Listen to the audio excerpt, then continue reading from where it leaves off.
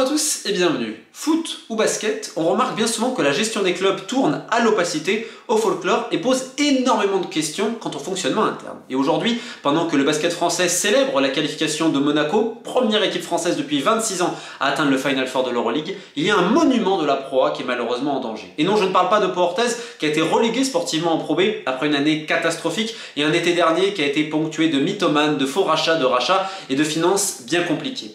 Et bien aujourd'hui, c'est un peu le meilleur ennemi des Palois, c'est-à-dire le CSP Limoges, qui se retrouve aussi avec un avenir incertain. Déjà, non. Cela fait quelques semaines que j'évoque à travers quelques tweets la situation assez compliquée de Limoges, que ce soit en interne et également au niveau des finances. Et là, on remarque que ces derniers jours, les langues se sont déliées. Alors, il y a eu l'interview de M. Martinez, le président, et il y a eu également des papiers dans la presse locale faisant état du trou financier que j'évoquais auparavant. Alors évidemment, ça, c'est la question centrale.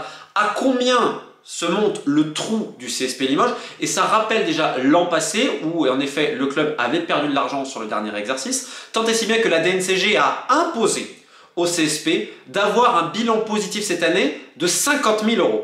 On rappelle également que l'an passé, c'est donc la propriétaire Céline Forté qui avait dû remettre de l'argent, c'est la famille Forté en général. Alors ce qui s'est passé, si vous voulez, c'est que le CSP, c'est une SASP, mais c'est une SASP un peu particulière parce qu'en fait, son actionnaire majoritaire, c'est une association.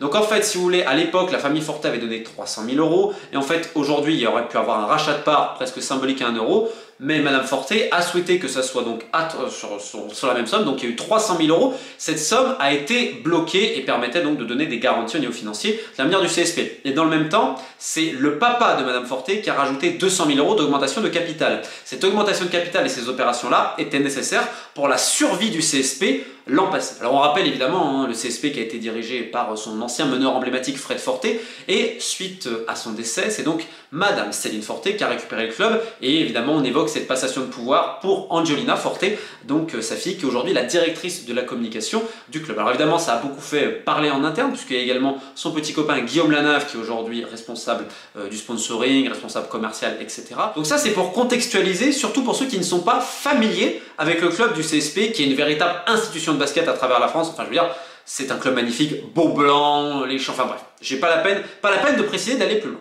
Sauf qu'en effet, la saison, là, sportivement, ça a été une catastrophe. Finalement, le club se maintient qu'à un KA. Alors, il y a quand même eu cette qualification pour le top 16 niveau Coupe d'Europe, mais ça a été très compliqué. Beaucoup de joueurs ont des rapports ultra conflictuels avec le coach. Enfin bon, c'est très compliqué. Le Limoges, c'est officiellement le 5e budget, sauf qu'en fait dans le budget, ça tient en compte la brasserie et le centre de formation pour la 9e masse salariale, ce qui peut se comprendre parce que la brasserie, en effet, ça coûte quand même un certain nombre d'argent. Et sportivement, alors ça c'est important, le club n'a pas dépensé ce qu'il n'avait pas. Au contraire, il y a eu un petit bénéfice qui a été réalisé grâce à la qualification au top 16. Donc à ce niveau-là, il n'y a pas de problème, et c'est très rare d'ailleurs qu'un club soit aussi embêté financièrement alors qu'il n'a pas dépensé plus que son enveloppe sportive. Donc ça c'est le premier point à noter. Sauf qu'en fait depuis quelques années, vous avez un conflit latent en interne qui oppose, on va dire, Angelina et son petit copain Guillaume Lanave à plusieurs autres employés. On disait que l'ambiance était lourde, etc.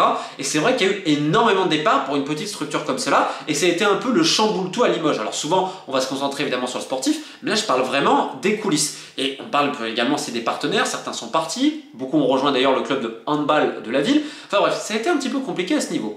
Et le fonctionnement du club, très clairement, vit au-dessus de ses moyens. Ça, on est tous d'accord.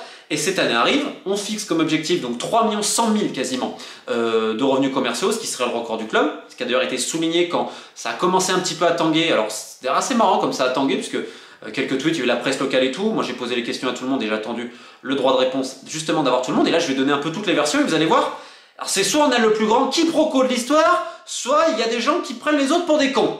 J'ai bien ma petite idée sur ce qui s'est passé.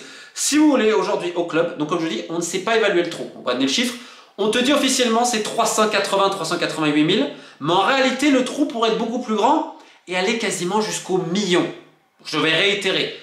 On ne sait pas forcément le trou. Là aujourd'hui on a des experts comptables qui sont venus, on va essayer de déterminer tout cela, sachant que le comptable il est parti, rupture conventionnelle, et que vous avez plusieurs personnes quand même du club qui ont demandé également à partir. C'est donc ce qui témoigne quand même d'une ambiance assez tendu en interne, et surtout d'un quiproquo. Le quiproquo, il est très simple, c'est qu'il y avait des objectifs à remplir. Alors c'est vrai que les collectivités finalement n'ont pas donné ce qui était prévu au milieu de saison, finalement je crois que c'était en novembre, donc là on parle d'une somme quand même, je crois que c'est 70 000, peut-être même un petit peu plus, je sais pas de bêtises, à peu près 100 000 €, donc il y a des petits trucs comme ça, des abonnements et tout.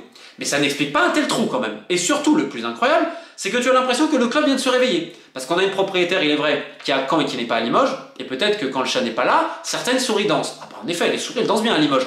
Parce que personne n'a vraiment alerté, et là on se retrouve en toute fin de saison à faire les fonds de tiroir, à se dire putain merde, comment on va passer la DNCG? Parce que, la DNCG, foot et basket, c'est à peu près pareil, ça n'a pas vraiment de pouvoir.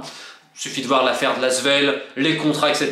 dont on a parlé, les sanctions qu'il y a, c'est une blague absolue. Mais bref, il y a quand même la DNCG qui avait encadré chaque mois le CSP, il ne faut pas l'oublier, et on a donné l'objectif plus 50 000. Là, il n'y aura pas plus 50 000. Ça, c'est certain. Le club, cette année, a perdu pas mal. Même si sportivement, et c'est ça que c'est l'ironie, si tu parles juste sur le sportif, globalement, dans ce qui était prévu, ça allait.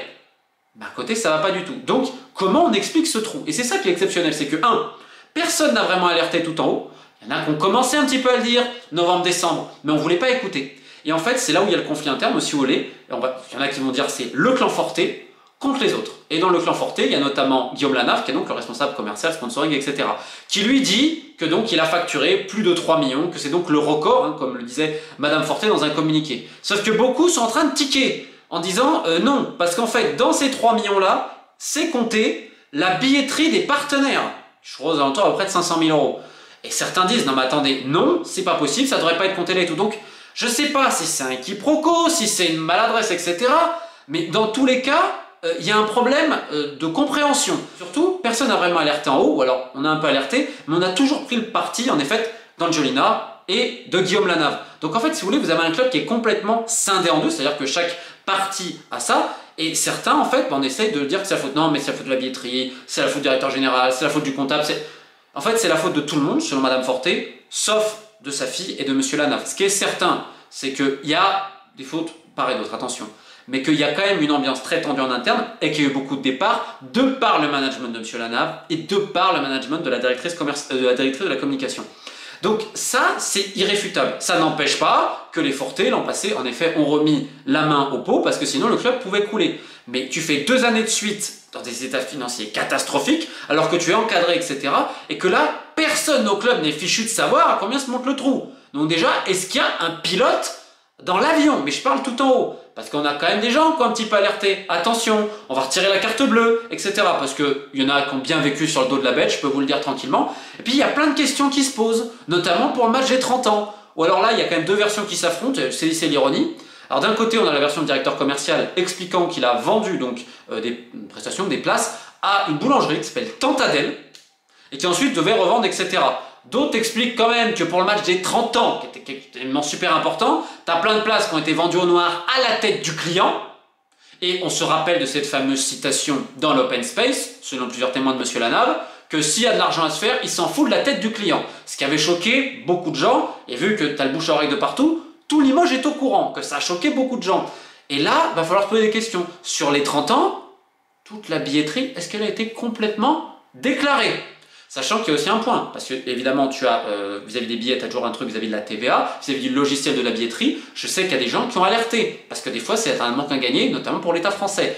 Donc, il y a beaucoup de questions, et notamment vis-à-vis de Tantadel, qui est vraiment un truc, mais central, cette boulangerie. Parce que là, aujourd'hui, c'est en train de parler, oui, on va essayer de mettre des nouveaux partenariats décidés là, mais si vous voyez Tantadel mettre un partenariat, il va falloir se poser la question des prestations qui ont été faites, parce que sinon, ça s'appelle une fausse facture. On se rappelle également, alors, on en avait un petit peu parlé, et on avait justifié certaines prestations avec des cocktails, etc. Alors, on m'a dit que finalement oui, finalement c'était pas des cocktails. Il y a eu également du mécénat de certaines personnes, parce qu'il y en a plein qui aiment le CSP Limoges et qui savaient que le club était dans une situation malheureusement scabreuse, donc après on s'est un peu arrangé, etc. Sauf que là, quand tu vois en interne que c'est une pétaudière, alors déjà c'était une pétaudière sportive, parce que les joueurs, la plupart ne supportaient plus le coach, et notamment, ils ont quand même appris des choses, notamment je pense un manuel complet d'insultes en italien, mais c'était très compliqué. D'ailleurs, anecdote, parce qu'il doit partir à Strasbourg, et il avait fait un avenant il y a 2 mois, donc c'était sûr que Massimo partait. Il y a des joueurs de Strasbourg qui s'inquiètent d'ailleurs de son arrivée, alors on verra ce que ça donne, parce qu'il a quand même aussi eu des résultats l'an passé à Limoges. Donc c'était compliqué sportivement. Dans les bureaux, c'est plus que compliqué, où tu as les clans, et tu as des actions ubuesques. L'action la plus ubuesque, parce que des fois, il ne faut pas me prendre pour un con quand même si j'ai interrogé tout le monde, il y a une histoire de voiture. Et écoutez, pour vous montrer quand même qu'on marche un peu sur la tête. Donc Monsieur Lanave, le directeur commercial, avait publié sur son LinkedIn, comme il avait publié qu'il avait refusé une offre de Pau Orthez, parce qu'il aime Limoges, bon, quasiment tout le monde avait reçu cette offre de Pau Orthez, ce qui fait que dans le milieu du basket français, beaucoup ont un peu ri, parce que voyons, c'était pour montrer un attachement. Bon. Finalement, donc il y a cette histoire de voiture où il va annoncer, donc voilà, en gros, il va récupérer une voiture. On parle presque d'ambassadeur, etc. Enfin bon, lui dit non et tout. Sauf qu'en fait, on a presque l'impression qu'il a reçu la voiture, mais non, en fait, c'était un échange de partenariat. C'est le CSP Limoges qui paye chaque mois l'utilisation de cette voiture. Alors lui explique qu'il a une autre voiture, la carte grise, etc. Il n'y a pas de problème à ce niveau, c'est sa version.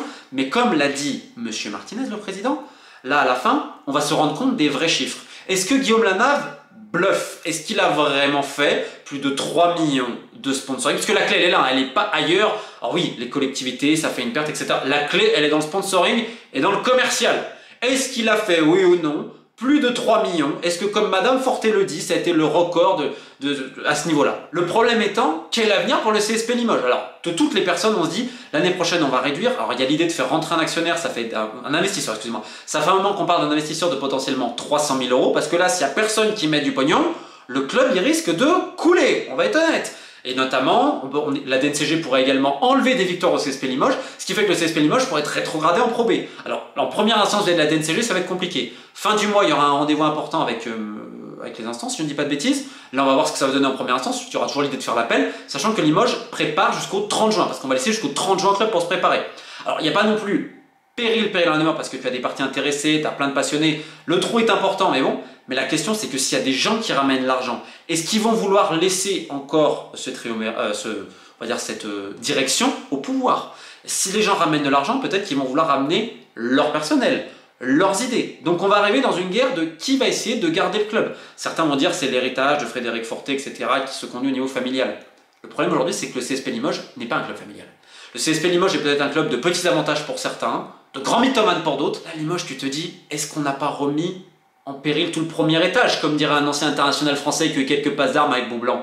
Parce que là, tout le premier étage, il est en péril actuellement. Donc Limoges déjà ne pourra pas continuer comme ça. La sonnette d'alarme aurait dû être tirée depuis très longtemps. Ça, c'est le premier problème. Le deuxième point, c'est l'opacité. C'est-à-dire que personne ne sait qui dit vrai à ce niveau-là. Le troisième point, c'est on va falloir m'expliquer comment le comptable... Pourquoi tous ces gens veulent se barrer? Mais qu'est-ce qui se passe dans ce club?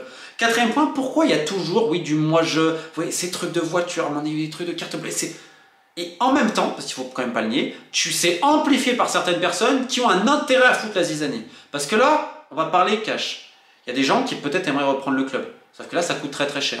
Est-ce que certains vont pas attendre malheureusement que le club se pète la gueule? Parce qu'il peut très clairement se péter la gueule pour essayer de reprendre à moindre prix. Parce que la famille Forté n'a pas vocation à remettre toutes les années, surtout sur des sommes pareilles. Mais là, on va être très honnête.